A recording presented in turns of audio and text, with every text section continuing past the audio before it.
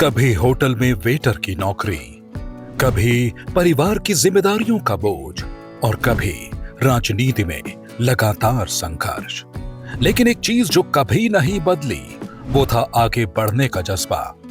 ये कहानी है देहरादून स्थित धर्मपुर विधानसभा क्षेत्र के सामाजिक कार्यकर्ता बीर सिंह पंवार की, जिन्होंने बचपन में ही पिता को खो दिया। परिवार की जिम्मेदारियां कम उम्र में ही कंधों पर आ गई। हालात ऐसे थे कि घर चलाने के लिए होटल में वेटर तक की नौकरी करनी पड़ी। लेकिन संघर्षों के बीच भी उन्होंने अपने सपनों को मरने नहीं दिया। कॉलेज के दिनों से ही राजनीति में कदम रखा, छात्र राजनीति में सक्रिय रहे, महासचिव बने और लंबे समय तक विद्यार्थी परिषद में काम किया। इसके बाद भारतीय जनता पार्टी में संगठन के लिए वर्षों तक मेहनत की। साल 2017 में बीर सिंह पंवार ने धर्मपुर विधानसभा से टिकट की मजबूत दावेदारी पेश की। क्षेत्र में लंबे समय से सक्रिय रहने और संगठन में लगातार काम करने के कारण समर्थकों को भी उम्मीद थी कि पार्टी उन्हें मौका देगी। लेकिन शीर्ष नेतृत्व के फैसले और राजनीतिक समीकरणों के चलते उन्हें टिकट नहीं मिल सका। हालांकि इस फैसले के बाद भी उन्होंने संगठन से दूरी नहीं बनाई। उन्होंने चुनाव संयोजक के तौर पर पूरी जिम्मेदारी निभाई और पार्टी प्रत्याशी को जिताने के लिए दिन रात मेहनत की। इसके बाद आया कोरोना काल, एक ऐसा दौर जब लोग अपने घरों में कैद थे और डर का माहौल हर तरफ था। उस मुश्किल समय में बीर सिंह पंवार लगातार जरूरतमंद लोगों के बीच नजर आए। कहीं राशन पहुंचाना, कहीं दवाइयों की व्यवस्था करना, तो कहीं जरूरतमंद परिवारों की मदद करना। उन्होंने लगातार मैदान में रहकर काम किया। यही वजह रही कि धीरे धीरे एक राजनीतिक कार्यकर्ता से ज्यादा उनकी पहचान एक सामाजिक कार्यकर्ता के रूप में बनने लगी। 2022 में एक बार फिर टिकट की उम्मीद जगी, लेकिन सर्वे और समीकरणों के बीच उन्हें मौका नहीं मिला। इसके बाद उन्होंने निर्दलीय चुनाव लड़ा। चुनाव में हार जरूर मिली और करीब 5500 वोट ही आए, लेकिन बीर सिंह पंवार का कहना है कि जनता के बीच उनका संघर्ष और भरोसा आज भी कायम है। चुनाव हारने के बाद भी उन्होंने क्षेत्र नहीं छोड़ा। लोगों की समस्याओं, दुख सुख और जनहित के मुद्दों में लगातार सक्रिय रहे। अब उनकी नजरें 2027 विधानसभा चुनाव पर टिकी हैं। क्या जनता इस बार बीर सिंह पंवार को मौका देगी? क्या वर्षों का संघर्ष वोट में बदलेगा? और 2027 के लिए उनकी क्या रणनीति है? इन्हीं सवालों के जवाब जानेंगे अपने खास कार्यक्रम क्षेत्र की बात संवाद 365 के साथ।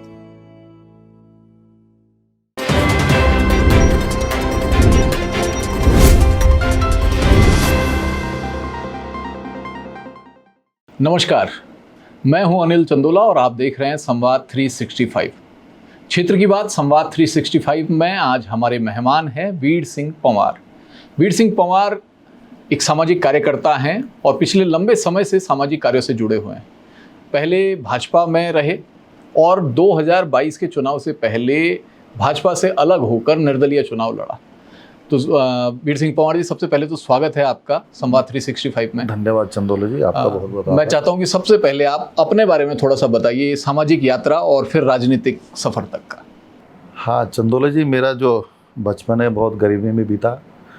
मैं एक किसान परिवार से ताल्लुक़ रखता हूँ और मेरा जो बचपन जो है, जब मैं 12वीं में था तो मेरे जो पिताजी थे उनका देहांत हो गया, तो सारा परिवार की सारी जिम्मेदारी मेरे ऊपर आ गई।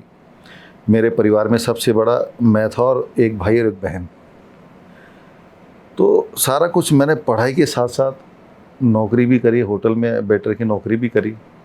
संघर्ष में हमारा बचपन से जीवन रहा, लेकिन मेरा सपना था संघर्ष करके आगे बढ़ना। मेरे अंदर जो जुनून था कि मैंने कुछ जीवन में करना है, तो इसी संघर्ष को लेके मैं धीरे मैं कॉलेज में महासचिव भी रहा और विद्यार्थी परिषद में भी मैंने लंबे समय तक अपना नौकरी करने के साथ साथ विद्यार्थी परिषद भी ज्वाइनिंग में रहा मैं। तो तमाम चीज़ों से मेरा बचपन जुड़ा हुआ था। अच्छा, 2022 में आपने निर्दलीय चुनाव लड़ा, क्या रहा वो अनुभव, कैसा था?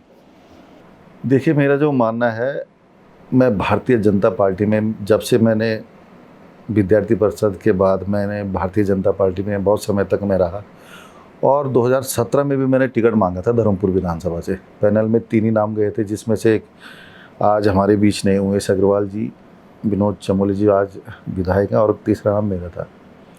तो टिकट न मिलने का कारण जो उनका शीर्ष नेतृत्व है उनका कहना है, जैसे हमारे त्रिवेंद्र जी हो गए, निशंक जी हो गए, उस समय वरिष्ठ लोग थे कि यार इस बार आप इनके लिए काम कीजिए, टिकट हो चुका है। तो मुझे चुनाव संयोजक बनाया गया अच्छा 2017 में, और ये कह के कि अगली बार आपको टिकट दिया जाएगा, चमोली जी सीनियर है, इनके लिए काम करिएगा आप। हमने अपना शीर्ष नेतृत्व को सिरोधार करके उनकी बात मानी। उसके बावजूद हमने क्षेत्र में जो धर्मपुर की विधानसभा है उस पूरे क्षेत्र में लगातार में संघर्ष में रहा। हमने पब्लिक के बीच, चाहे कोविड उसके दौरान आया हो 18-19 में, तो तमाम हमने कोविड के बीच में जनता के बीच थे, 40-50 लोगों की टीम हमारे निरंतर पब्लिक में थी। और उसमें से देखो मज़े की बात एक भी है कि ईश्वर की इतनी कृपा रही, हमें से एक व्यक्ति को भी कोविड नहीं हुआ। अच्छा। और इवन मेरा जो ऑफिस है घर के बाहर, मैं 2 महीने तक ऑफिस में सोया हूँ अपने बच्चों के से दूर रह के। तो संघर्ष हमने किया है। तो 22 की अगर मैं बात करूँगा तो फिर मैंने अपना, हमारे जितने साथी हैं, सहयोगी हैं, पार्टी के शीर्ष नेतृत्व से बात हुई कि भाई आप टिकट की बात कर रहे थे, लास्ट टाइम आपसे बात हुई थी 17 में, तो आप टिकट दीजिए, आप सर्वे में जो है उसे टिकट दे दीजिए। तो सर्वे में टिकट मुझे नहीं दिया गया उस समय भी। तो जनता के कहने पे कम से कम जब टिकट कटा तो 2 से 2.5 हज़ार लोग मेरे कार्यालय पे थे, मेरे घर पे थे कि नहीं आपको चुनाव लड़ना है। तो जनता के आक्रोश में आके मैंने फिर चुनाव लड़ा। भाजपा के शीर्ष नेतृत्व ने मुझे बहुत कुछ कहा कि आप, प्रलोभन भी दिया कि आपका जो अब तक का खर्चा हुआ है आप ये लेके बैठ जाइए और पार्टी के लिए काम कीजिए और आपको ये दायित्व से नवाजा जाएगा। लेकिन हम संघर्षशील लोग हैं। हमने जो जनता ने कहा कि आपने चुनाव लड़ना है तो हमने फिर उस जनता के कहने पे चुनाव लड़ा। अच्छा, 2022 में तो जनता के कहने पे आपने चुनाव लड़ लिया, अब 2027 आने वाला है, अब क्या तैयारी है? देखिए, चुनाव हारने के बाद जनता ने जो हमें सम्मान दिया, एक निर्दलीय के रूप में मुझे 5,500 वोट पड़े, तो मेरे लिए बहुत बड़ी बात है। एक एक वोट बहुत कीमती होता है। राष्ट्रीय पार्टी में तो आप लोग जितने राष्ट्रीय पार्टी में जीते हुए नेता हैं वो तो मोदी जी के नाम पे जीत के विधायक बने हुए, लेकिन हमारे साथ कौन मोदी जी थे? हमारे जो आम जनमानस से जो पब्लिक है वो हमारे साथ कंधे से कंधे मिला के खड़ी थी। और इस बार भी मैं घर नहीं बैठा हूँ बिल्कुल। चुनाव हारने के बाद जैसे चुनाव हारा, हम पूरा पब्लिक के बीच में, पब्लिक के सुख दुख में खड़े हैं। पब्लिक जो आदेश हमें करेगी 2027 में कि आपको चुनाव लड़ना है कि नहीं लड़ना है, पब्लिक आदेश करेगी, वो हम पब्लिक के अनुसार आगे करें। आपने कहा कि मैं चुनाव हारने के तुरंत बाद से पब्लिक के बीच में आ गया, लगातार काम कर रहा हूँ। क्या काम कर रहे हैं और कैसे आप पब्लिक के बीच में बने हुए हैं, क्योंकि 5 साल का एक बहुत लंबा समय होता है? देखिए, अभी आपदा भी बीच में आई थी कई जगह। ये दीपनगर वाला क्षेत्र है नीचे और दौड़वाला वाला क्षेत्र है, नदियों से कटान हुआ, 10-11 घर भी बह गए। उनके घरों तक जनप्रतिनिधि नहीं गए। हमने उनके सुख दुख में खड़े थे, जितनी उनकी सहायता हो सकती है हमने सहायता करी है। अब दौड़ वाला हो गया, ये हो गया, बंजारा वाला हो गए। आपदा में इस बार कम से कम 10-12 मकान धर्मपुर विधानसभा में टूटे हैं। तो हम निरंतर जनता के सुख दुख में खड़े हैं। और दूसरी बात, जैसे आप सड़क, बिजली, पानी, अब धर्मपुर विधानसभा की सबसे बड़ी जो चुनौती है, 10 साल के हमारे विधायक वहाँ पे चमोली जी रह चुके हैं, वहाँ सड़क, बिजली, पानी की अभी तक समस्या जस की तस है। अच्छा। जो एडीबी की योजनाएं हैं, जो उनके ठेकेदार हैं, यूयूएसडीए, कई बार हमने धरना प्रदर्शन भी किए, उसमें हमारे पार्षद प्रतिनिधि भी टंकी पे चढ़ गए थे। तो इन्होंने बहुत आश्वासन दिए, यहाँ तक कि डीएम साहब ने भी आश्वासन दिया और जो कमिश्नर हैं और जो सचिव हैं उनका आश्वासन दिया कि इस तय सीमा पे काम पूरे हो जाएंगे, लेकिन अभी तक धरातल पे कोई काम हुए नहीं वहाँ पे। तो स्थिति बहुत अनुकूल नहीं है इस बार। 10 साल हो गए लेकिन क्षेत्र में काम हुए नहीं। एक विधायक निधि के अलावा कोई एक स्पेशल काम मुझे बता दीजिए, अगर आपके नॉलेज में है तो एक काम हुआ तो आप बता दीजिए धर्मपुर विधानसभा में। पब्लिक नाराज़ है और पब्लिक नाराज़गी होनी भी जायज़ है। ये राजधानी है, राजधानी की स्थिति अगर ये रहेगी तो पहाड़ की विधानसभा की स्थिति क्या हो जाएगी, ये चिंता का विषय है इस बार। अच्छा, 2022 में जब आपने चुनाव लड़ा तो बीजेपी के पास कैंडिडेट था, कांग्रेस के पास भी दिनेश अग्रवाल थे। अब दिनेश अग्रवाल बीजेपी में आ गए, तो आपको लग रहा है कि जो कांग्रेस में वैक्यूम एक बना है आप उसे भर रहे हैं? नहीं, ये तो उनके शीर्ष नेतृत्व को देखना है कि हमारे अनुकूल जो सीट निकाल सकता है, उनके अनुकूल कौन फिट बैठ रहा है। आपकी बात हो रही है कांग्रेस से या किसी और दल से? हमारे तो एक दो बात हुई है मेरी, लेकिन हमारा जो मानना है, मेरे जो सहयोगी हैं, मेरे साथी हैं, उनका ये कहना है कि आप लंबे समय से इस क्षेत्र में सक्रिय हैं, आपके साथ पब्लिक है। अगर राष्ट्रीय दल आपको प्रॉमिस करता है कि आपको टिकट देंगे तो ही आप ज्वाइन करेंगे, नहीं तो जनता ही आपका टिकट है, उनका ये मानना है। अच्छा, और ये यूकेडी या किसी और क्षेत्रीय दल की तरफ किसी? हाँ, आए थे उत्तराखंड क्रांति दल भी, देखिए उनका भी बड़ा योगदान है राज्य बनाने में, और राज्य बनाने के साथ साथ आज वो ग्राउंड पे भी दिख रहे हैं, ऐसा नहीं है, उनको नकारा नहीं जा सकता। यूकेडी आज अपना वर्चस्व धीरे धीरे कायम कर रही है, और मुझे लगता है यूकेडी इस बार सीटें लाएंगी भी, उनके भी लगातार संपर्क में कर रहे हैं वो लोग भी। लेकिन जिस प्रकार हमारे जो सहयोगी हैं, जो हमें निर्देशित करते, कुछ हमारे सीनियर लोग भी हैं, उनके अनुसार ही मुझे चलना है। लेकिन पार्टी से जुड़ने का शायद एक फ़ायदा ये रहता है कि आपको एक कैडर का वोट मिलता है, तो आपको नहीं लगता कि अगर निर्दलीय आप चले जाएंगे तो वो कैडर वाला नुकसान होगा? हाँ चंदोला जी, उसका फ़र्क तो पड़ता है। देखिए, जब मैं चुनाव लड़ रहा था लास्ट टाइम, तो मेरी जो रैली थी, लास्ट के दिन वाली रैली, 10,000 पब्लिक थी मेरे साथ। अच्छा। और पब्लिक होने के बावजूद मैं मातृशक्ति, मतलब मेरे साथ हर समय 500 मातृशक्ति घूमती थी। फिर वोट मुझे कितने मिले? 5,500। क्योंकि फिर क्या था, मोदी लहर थी।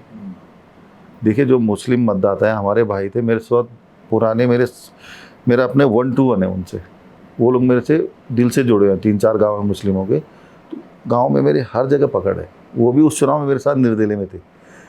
लेकिन जब एक बयान आता है मुस्लिम यूनिवर्सिटी वाला, उसके बाद वो स्वतः ही कांग्रेस में शिफ्ट हो जाते हैं। और भाजपा का जो कैडर था काफ़ी मेरे साथ जुड़ चुका था, लेकिन वो लास्ट टाइम में वो भी यहाँ शिफ्ट हो जाता है, पोलराइज हो गया। तो आपको नहीं लगता कि वो 2027 में भी हो सकता है? नहीं, इस बार माहौल अनुकूल लग नहीं रहा मुझे। अच्छा। देखो, हम भी पब्लिक में लंबे समय से, मेरा भी अनुभव है, मेरे भी 20-22 साल की राजनीति पब्लिक के बीच में हो रही, जो मैं लंबे समय से पब्लिक में सक्रिय हूँ। तो मुझे लगता है इस बार पॉसिबल नहीं है। जिस बार मोदी लहर पिछली बार थी या 2017 में थी, इस बार व्यक्ति विशेष का चुनाव होने वाला है, मुझे जो लगता है। अच्छा, पब्लिक मान चुकी है। धर्मपुर में आपको जो अभी विधायक हैं विनोद चमोली, अगर 10 में से उनको मार्क देने हो, कितने नंबर आप उनको देंगे, उनके काम के आधार पे?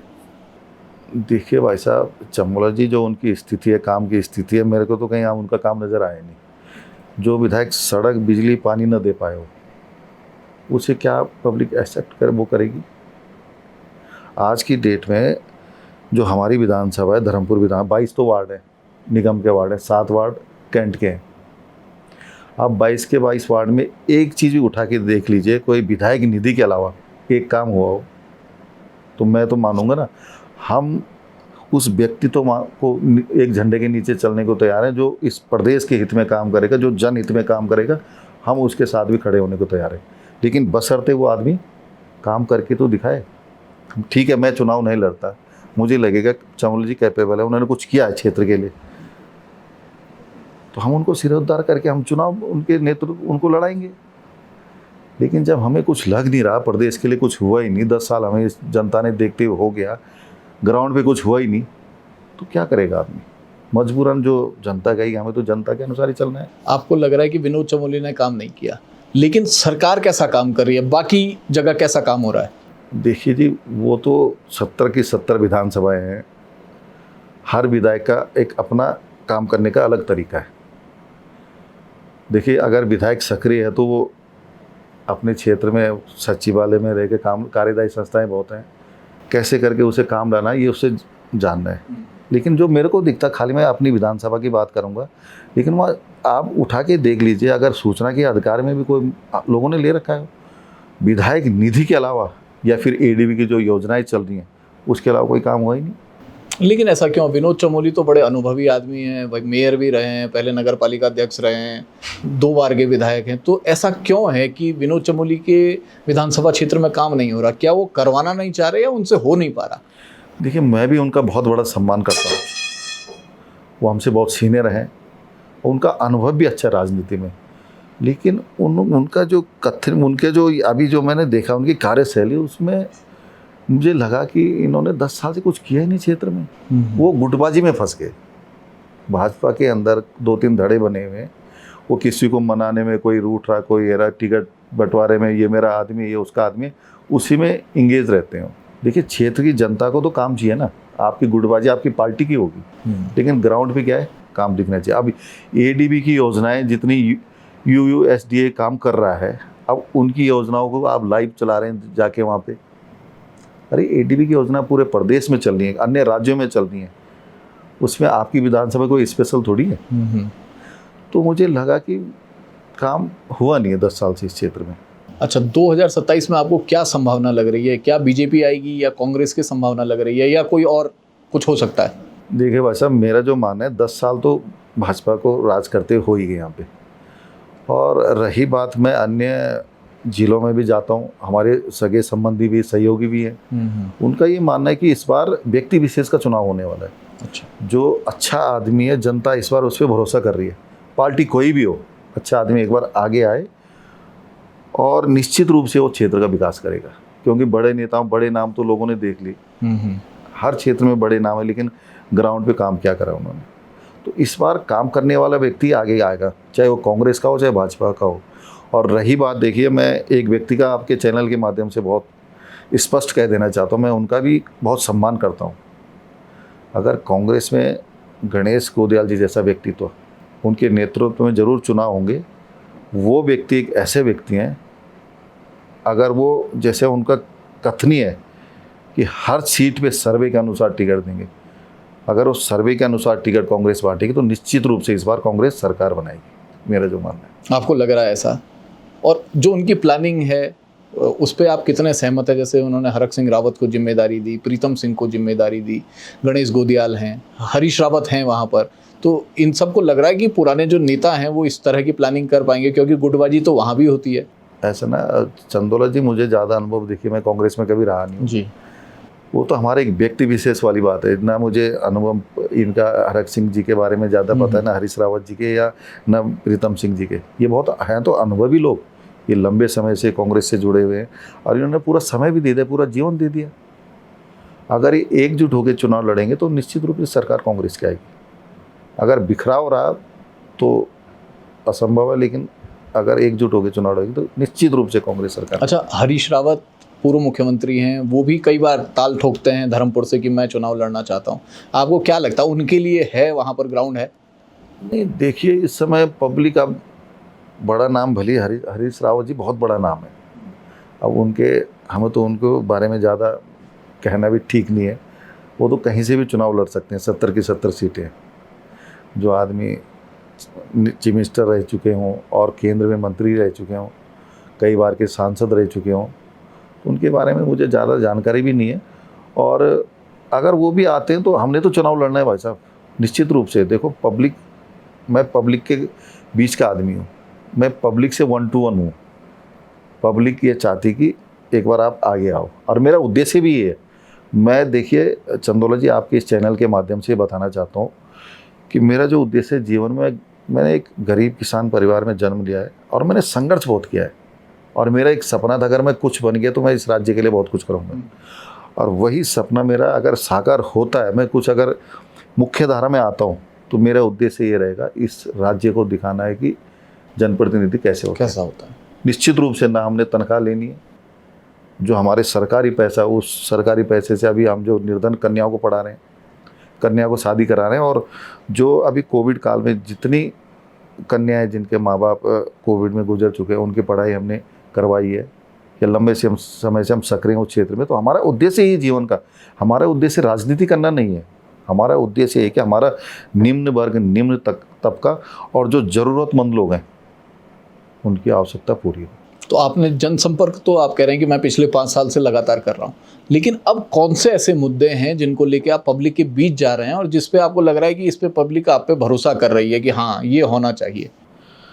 देखिए, अभी की बात है, हमने अभी घेराव किया था एडीबी की कार्यालय में, तो वहाँ देखने को मिला, वहाँ तो बंजारा वाला एक ऐसा क्षेत्र है जहाँ अभी नालियाँ तक नहीं बनी है। सड़क तो दूर की बात है, नालियाँ भी घरों के बाहर से गंदगी बह रही है। अरे तुम्हारी राजधानी है भाई, उत्तराखंड की राजधानी है। डंपिंग जोन तुम्हारे सर पे आपने बिठा दिया, वो भी देन भाजपा सरकार के समय की है। वो भी एक अभिशाप, ये दंश है इस विधानसभा के लिए। शहर के बीचों बीच ISBT के नज़दीक वहाँ के जो आसपास के लोग रहने वाले हैं, वो तो उनको कई लोग तो बीमार हो चुके हैं उससे, बदबू बहुत आ रही है, अभी भी स्थितियाँ ठीक नहीं है वहाँ पे। तो ऐसे इतने मुद्दे हम पे हर वार्ड के, हर वार्ड के मुद्दे मेरे पास हैं। 22 के वार्ड है निगम के, एक एक वार्ड की जानकारी मुझे है और एक एक वार्ड की समस्या मेरे पास है। वो जस की तस है, कुछ उनका विस्तारण हुआ ही नहीं अभी तक। अच्छा, पिछले कुछ समय में देहरादून में 2-3 चीज़ों में बहुत मतलब ग्राफ बढ़ा है। एक तो अपराध का ग्राफ बढ़ा है, दूसरा जो लैंड फ्रॉड के मामले हैं, ज़मीनों की खरीद फरोख्त से जुड़े हुए मामले, उसमें बहुत ज़्यादा, और तीसरा जो ट्रैफिक की समस्या है वो बहुत बड़ी है। तो अगर आपको कोई मौका मिलता है कि आप यहाँ विधायक बने या उस पोजीशन पे आप आएँ, तो आप क्या इन 3 चीज़ों के लिए करना चाहोगे जिससे सुधार हो सके? देखिए, हमारा ये जो उत्तराखंड है, जब देहरादून एक वैली है, यहाँ आज की स्थिति जो AIQ जो है वो 300 प्लस चले गया। ये एक चिंता का विषय है। वो किसकी देन है? सबसे पहले यहाँ से तो राजधानी हटनी चाहिए। शहर के बीचों बीच इतना ट्रैफिक है, अभी दिल्ली से आप 2.5 घंटे में। गैरसैंण राजधानी का समर्थन करते हैं आप? हाँ बिल्कुल। तो आपको लगता है कि गैरसैंण जाना चाहिए? पहाड़ की राजधानी पहाड़ होनी चाहिए, मेरा जो मानना है। अगर पहाड़ की राजधानी पहाड़ होगी तभी पहाड़ी क्षेत्र का विकास होगा, चाहे वो मानस खंड हो चाहे केदार खंड हो। तो इसका बिल्कुल समर्थन है। और रही बात, राजधानी यहाँ से हट जाए तो स्वतः यहाँ से ट्रैफिक कम हो जाएगा और पोल्यूशन भी ठीक हो जाएगा, मेरा जो मानना है। और रही बात लैंड फ्रॉड की, तो देहरादून में आए दिन 2-3 केस हर थाने में दर्ज हो रहे हैं। तो एक चिंता का विषय, भारी व्यक्ति जितने यहाँ पे ज़मीनों का कारोबार कर रहे हैं, जो बाहर से आके वो क्षणिक हैं, वो प्रलोभन है, हमारे पहाड़ के लोग फंस जाते हैं, ऐसे मामले ज़्यादा आ रहे हैं। शासन प्रशासन की भी तो कोई जिम्मेदारी बनती है कि वो कुछ करे ऐसा कि हमारा जो पहाड़ का आदमी है जिसे जानकारी नहीं है वो ना फंसे। नहीं, उसमें शासन प्रशासन अब जगह जगह एक तो ऑफिस खोल के बैठ गए हैं।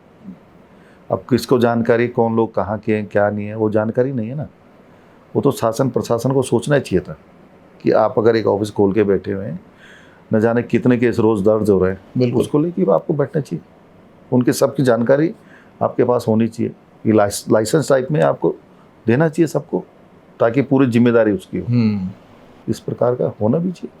अच्छा, और एक छवि थी देहरादून की, एक शांत शहर, रिटायर्ड लोगों का शहर कहा जाता था कि लोग अपना जो ज़िंदगी का आखिरी समय है सुकून से बिताने के लिए देहरादून में आते थे, बड़ा शांति होती थी। लेकिन पिछले कुछ समय में जिस तेज़ी से अपराध बढ़ा है, आज हम जो है एक क्राइम कैपिटल की तरफ बनते जा रहे हैं। कभी गोली कांड हो जाता है, कभी कुछ हो जाता है। तो इसके लिए क्या आपको लगता है क्या होना चाहिए?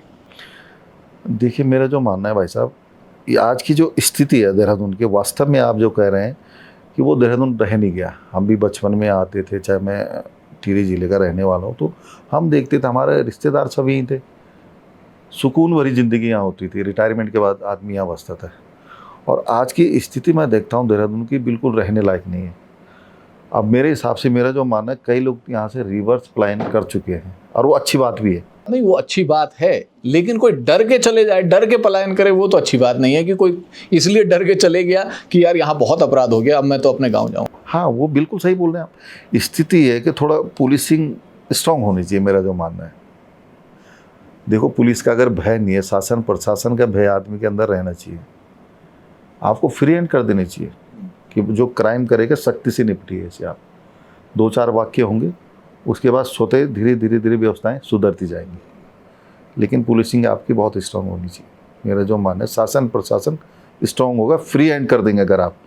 लेकिन दिक्कत ये है भाई साहब, राजधानी बनने से हर व्यक्ति का, हर नेता से 1-to-1 है। बिल्कुल, कहीं ना कहीं से किसी का फ़ोन चले जाता, तो चाह के भी पुलिस कुछ नहीं कर पाती। ये एक सोचने का विषय है। छोटा स्टेट होने का नुकसान है। हाँ, नुकसान है मेरे हिसाब से। जब हम यूपी में हुआ करते थे, तो एक विधायक को देखने के लिए कभी 5-6 महीने में विधायक क्षेत्र में आते थे, बहुत बड़ी बात होती थी। आज गली मोहल्लों में विधायक घूम रहे, एक छोटा सा राज्य है, हर किसी के संपर्क हर किसी नेता से है। इसका नुकसान भी है। अच्छा, 2027 में थर्ड फ्रंट की संभावना लगती है आपको उत्तराखंड में? है कुछ थर्ड फ्रंट बन सकता है या उस पोजीशन में होगा किंग मेकर बनने की?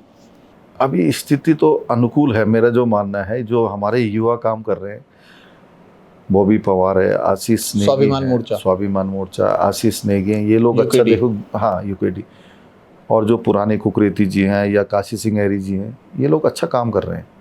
पब्लिक का धीरे धीरे इन पे विश्वास हो रहा है, मेरा जो मानना है, क्योंकि मैं भी हर जगह जिले में जाता हूँ तो पब्लिक धीरे धीरे पहाड़ों में खासकर इन पे विश्वास कर रही है। अच्छा, तो पवार जी आपको लग रहा है कि 2027 में जो उत्तराखंड की जनता है वो बदलाव के मूड में है? भाई साहब, मुझे लगता है इस बार बदलाव हो गया। अच्छा, क्योंकि 10 साल तक जनता ने देख चुकी है। एंटी इनकम्बेंसी हो गई। हाँ, जरूर इस समय बदलाव की। लेकिन कई बार ऐसा भी होता है ना कि नाराजगी तो है लेकिन वो वोट में नहीं बदली जाती, तो क्या वो आपको लग रहा है कि इस बार वो वोट में बदल जाएगी? नहीं, वो तो विपक्ष को देखना है। आपने पब्लिक के बीच किसको उतारना है, वो विपक्ष अगर चेहरा सही उतारेगी तो निश्चित रूप से परिवर्तन होगा। क्योंकि जो लोग सक्रिय हैं, आपके चैनल के माध्यम से यही कहना चाहता हूँ मैं, जो सक्रिय हैं, जो लंबे समय पब्लिक के सुख दुख में खड़े हैं, आपको उनके प्रति सोचना चाहिए। आप इतने साल बीजेपी में रहे, क्या एक ऐसी बात है जो आपको लगता है कि बीजेपी में बहुत अच्छी है? क्योंकि देखो ठीक है आप अभी बीजेपी में नहीं है, लेकिन कुछ तो होगा उनके अंदर जो आपको लगेगा कि यार ये बहुत अच्छा है, ये अपनाना चाहिए। नहीं, बीजेपी का प्लस पॉइंट ये कि उनका जो कार्यकर्ता है बूथ लेवल का, पन्ना प्रमुख से लेके बूथ अध्यक्ष से लेके मंडल अध्यक्ष तक, ग्राउंड पे जो कार्यकर्ता काम करता है डट के, वो बहुत बड़ी बात है। वो अन्य पार्टी को उससे सीखना चाहिए। मैं भी निर्दलीय चुनाव लड़ा था तो उनकी परिपाठी भी मैंने काम किया था। अच्छा, मैंने पूरी कुछ समय कम मिला था, लेकिन उनकी जो कार्य करने की शैली है, हर व्यक्ति से 1 to 1। जैसे पन्ना प्रमुख की मैं बात कर रहा हूँ तो एक पन्ने पे 30 वोटर हैं, उन 30 में से वो एक प्रमुख बना दिया। उसकी जिम्मेदारी होगी उनको कैसे टैकल करना है, उनको कैसे बूथ तक लाना है और कैसे पार्टी पक्ष में मत कराना है। तो ये बहुत बड़ी बात है, ये उनसे बहुत सीखने वाली बात है। और उसका फायदा भी मिलता है क्योंकि संगठन इतना अंदर तक है उनका कि वो, हाँ, कैडर फिर छिटकता नहीं है आसानी से। नहीं है कैडर। और रही बात अब उनके अनुकूल का, अगर कोई प्रत्याशी होगा तो वो दुगनी ताकत से आदमी काम करता है। अगर प्रत्याशी अनुकूल नहीं है तो तब भी कार्यकर्ता, भाजपा का कार्यकर्ता वो काम करता है, भले बेमन से करेगा लेकिन करेगा जरूर। हाँ। ये उनके लिए बहुत अच्छी बात है, बहुत बड़ी बात है ये। तो आपके पास क्या एक प्लान है ऐसे डेडिकेटेड कार्यकर्ता को तोड़ने के साथ साथ उसको अपने फेवर में लाने का? क्योंकि देखो आपको पता है कि अगर कैडर वोट बीजेपी का जो है वो उसी स्थिति में रहा जिसमें है, माना उसमें चेंज नहीं हुआ, तो मुश्किल होगा। आप किसी भी दूसरे दल से लड़े, निर्दलीय लड़े, मुश्किल होगा। जी जी जी, देखिए भाई साहब, मेरा जो मानना है अभी की जो स्थिति में बताऊं क्षेत्र की, हमने भी हर बूथ पे 240 बूथ धर्मपुर विधानसभा के, हर बूथ पे 3 से 4 आदमी अपने बना लिए। अच्छा, टीम बन गई है? टीम बन चुकी है। ओके। वो टीम ऐसी है, मैं अगर कांग्रेस में जाता हूँ तो मेरे लिए काम करेगी, मैं अगर अन्य दल में भी जाता हूँ तो मेरे लिए काम करेगी। वो वीर सिंह पंवार की टीम? बस वीर सिंह पंवार। अब वो बनाना, वो इसलिए बनाई हमने, सीखा राष्ट्रीय पार्टी से। जी जी जी। जब तक हर बूथ पे आपका कार्यकर्ता नहीं होगा, आप किसी पार्टी से चुनाव जीत नहीं सकते। तो वो बहुत ज़रूरी है। इसलिए हमने पब्लिक में 1 to 1 और अपने लोग बूथ पे हमने अपने लोग बना दिए। क्योंकि पार्टी का तो फायदा ये है कि आपके पास कैडर पहले से तैयार है, आपको तो अपना कैडर तैयार करना है। तो ये अच्छी बात है कि आप कर रहे हैं उसे। हाँ, लास्ट टाइम हमें, जब मैं निर्दलीय चुनाव लड़ा था तो हमें समय कम मिला था। टिकट कटा, फिर 20 दिन का चुनाव लड़े, हो नहीं पाया जो हम करना चाहते थे। ग्राउंड पे समय कम होने के कारण अब बिल्कुल हर चीज़ का अभाव था। लेकिन इस समय 5 साल पूरे हमारे पास थे, तो हमने बिल्कुल निर्दलीय के रूप में 1 to 1 क्षेत्र में काम किया है, अपने हर बूथ पे व्यक्ति बनाए, और उसी प्रक्रिया में हम लोग लगे हुए हैं। तो उसी को लेकर हम काम कर रहे हैं, आगे भी करेंगे। लेकिन जैसे बड़ी पार्टियां हैं, चाहे बीजेपी है चाहे कांग्रेस है, उनके बहुत से अपने प्रचारक तो हैं ही, उनके स्टार प्रचारक भी हैं। अब यहाँ माना प्रधानमंत्री आ जाएं या यूपी से योगी जी आ जाएं तो बहुत सारा वोट तो वैसे ही मुझे लगता है इधर उधर हो जाता है। निर्दलीय प्रत्याशी के साथ एक समस्या ये हो सकती है कि शायद आपके पास वो एक कुशन, एक्स्ट्रा कुशन नहीं होता। देखिए, आप बिल्कुल सही कर रहे हैं। हमारे कार्यशैली पब्लिक ने 20 साल से देख रही है। उनका ये मानना है कि अब मैं पब्लिक के बीच में जाता हूँ तो स्वतः ही मुझे बोलते हैं कि यार आप जैसे व्यक्ति आगे आना चाहिए। मैंने कहा लेकिन जब आप वोट दोगे तभी तो हम तभी तो आगे आएंगे, बिल्कुल। तो इस समय है, जो आपका बोलना भी ठीक है। देखिए बड़ी पार्टियों में सारा मैनेजमेंट उनका होता है, और निर्दलीय के रूप में अगर पब्लिक में जाते हैं सब तो कुछ खाली करना हमारी एक एक चीज़ करनी पड़ती है। हाँ, उसके लिए अब पब्लिक का ये मानना है, हम तो प्रॉमिस ले रहे हैं लोगों से कि भैया लास्ट टाइम में हमारा इतना पैसा भी खर्च हुआ, इतना समय लगा, सब चीज़ हुआ, अगर आप लोग कह रहे हो तो ही हम इस बार निर्दलीय लड़ेंगे। तो पब्लिक ने इस समय मन बना चुकी है क्षेत्र में कि आप जैसे व्यक्ति आगे आने चाहिए, एक बार आप नेतृत्व तो करें तो सही, एक बार आपका मौका देंगे। तो इस बार माहौल पूरा चेंज है विधानसभा का। चलिए, आप कह रहे हैं कि मौका देंगे, और आप ये भी मानते हैं कि पब्लिक काम को देखेगी, पब्लिक कौन पब्लिक के बीच में रहा ये सब देखेगी, तो आपको फायदा मिलेगा। जी जी जी, धन्यवाद वीर सिंह पंवार जी। धन्यवाद। हमारे साथ थे वीर सिंह पंवार जी, जिन्होंने तमाम मुद्दों पर अपनी खुलकर राय रखी। संवाद 365 के साथ ऐसे ही और मेहमान हमारे साथ जुड़ते रहेंगे, आप भी हमारे साथ जुड़े रहें। आपको हमारा ये वीडियो कैसा लगा अपने कमेंट्स के जरिए हमें ज़रूर बताएं, और आप भी यदि किसी को चाहते हैं कि हम उनका इंटरव्यू करें तो आप अपने कमेंट्स में बताइए, हम कोशिश करेंगे कि हम उनके साथ बातचीत कर सकें। धन्यवाद। आपकी इस पर क्या राय है, हमें कमेंट कर जरूर बताएं। इसके साथ ही आप हमारे YouTube चैनल को सब्सक्राइब कीजिए। आप हमें Facebook, Instagram, Twitter पर फॉलो भी कर सकते हैं, और संवाद 365 के साथ एक क्लिक में जुड़ने के लिए डाउनलोड कीजिए संवाद 365 ऐप।